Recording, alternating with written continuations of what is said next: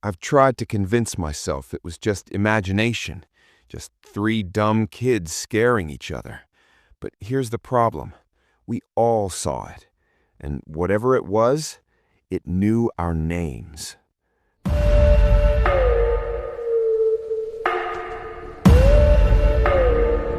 We were 12, maybe 13. That age where you think riding your bike at sunset makes you invincible. It was me, Tyler, and Ethan. Every afternoon that summer, we'd race our bicycles down Briarwood Lane, no helmets, scraped knees, laughing like nothing bad could ever happen to us. At the very end of that road stood the house. 2 stories, peeling white paint, windows so dark they didn't even reflect sunlight. No one lived there. At least, no one was supposed to. Parents warned us about it. Older kids dared each other to touch the porch. We decided touching it wasn't enough. We were going inside. The evening we chose felt normal. Too normal. The sky was orange and gold, the air warm, tires crunching against gravel. Tyler rang his bike bell and laughed. Ethan said, "Last one inside is a coward." We leaned our bikes against the crooked mailbox, and that's when I noticed something strange. The entire street was silent. No birds, no wind, no distant cars. Just quiet. The kind of quiet that presses against your ears. The front door wasn't locked. It was slightly open, like someone had just stepped inside. Tyler pushed it. The hinges let out a long, slow creak that echoed deeper than it should have. Inside, the air felt thick, heavy, and there was a smell, sweet but rotten underneath, like flowers covering something dead. Ethan whispered, "You guys hear that?" At first, I didn't. Then, soft, faint, from upstairs. "Tyler?" Tyler froze. I didn't say anything. Then it came again. "Ethan." And then, my name. Gentle, like someone calling you home for dinner. My stomach dropped because it didn't sound angry. It sounded familiar. We should have run. We didn't. There were footprints in the dust on the stairs. Bare feet, fresh, leading up. Ethan's voice shook. "Someone's here." Halfway up, Tyler grabbed my arm. "Don't look at the ceiling." So obviously I looked. There was a shadow crawling across the ceiling, but there was nothing casting it. It moved slowly, like a spider stalking prey, and then it stopped, right above Ethan. The shadow tilted, like it was examining him, and then it disappeared, just gone. At the end of the hallway, one door was open. Inside was an empty room, except for a wooden rocking chair facing the wall, moving back and forth, creak, creak, creak. The windows were closed. There was no wind. Beside the chair stood a tall, cracked mirror. We stepped in front of it, and that's when my heart actually skipped, because in the reflection, there weren't 3 of us. There were 4. The 4th stood behind Tyler, tall, too tall, its smile stretched wider than a face should allow. Tyler started shaking, then screaming, not scared screaming, pain screaming. "Make it stop!" He dropped to his knees, clutching his head. "It's too loud! It won't stop talking!" The rocking chair stopped instantly, dead still. The whisper filled the room. "You left one behind." The mirror cracked down the center, and for a split second, in the reflection, I didn't see us standing. I saw 3 small bodies lying on the floor, not moving. Tyler was still screaming, not words anymore, just raw, broken sounds. Ethan and I each grabbed one of his arms and dragged him toward the stairs. The rocking chair had stopped. completely. The silence was worse than the noise. As we stumbled down the staircase, I felt it again, that pressure in the air, like the house was holding its breath. We reached the bomb.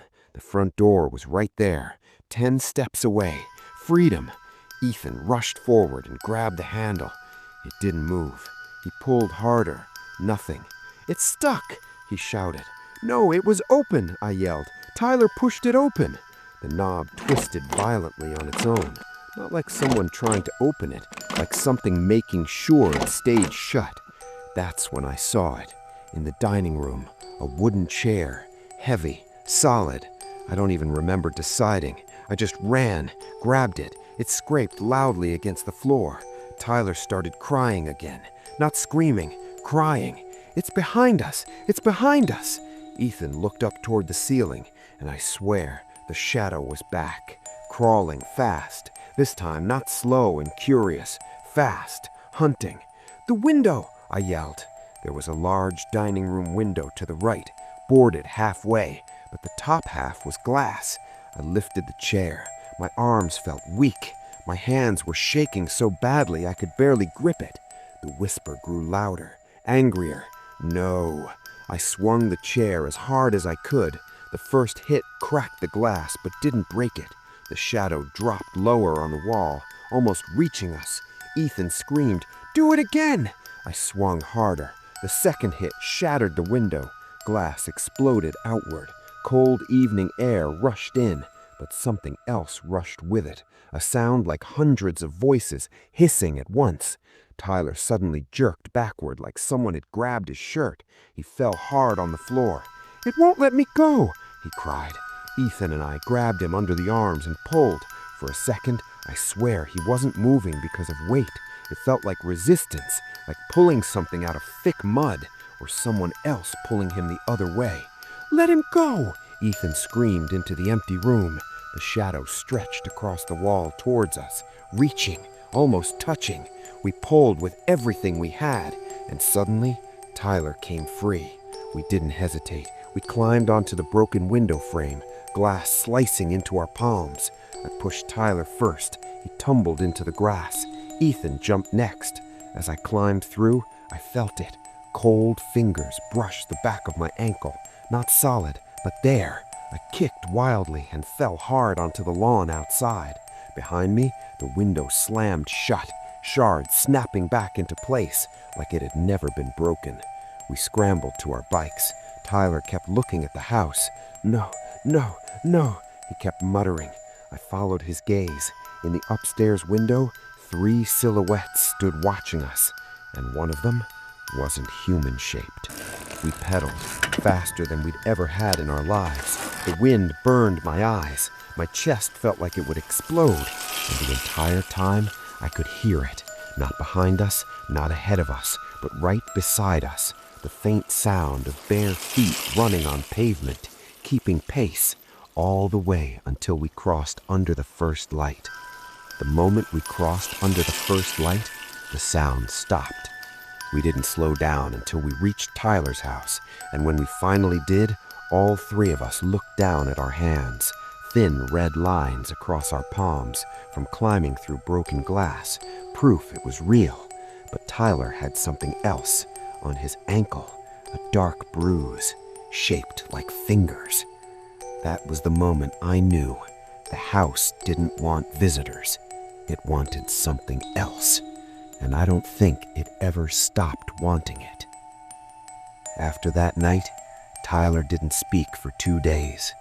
When he finally did, his voice was quiet. It followed us. That night, all 3 of us had the same dream. The rocking chair, the mirror, the whisper. But this time, it said, "You still owe me one." Years later, we're adults now. Ethan moved across the country. I avoid Briarwood Lane completely. But Tyler never recovered. He hears whispers at night, sometimes during the day. He's on medication, in therapy. Doctors say it's trauma, stress-induced hallucinations. But here's the part I've never told anyone.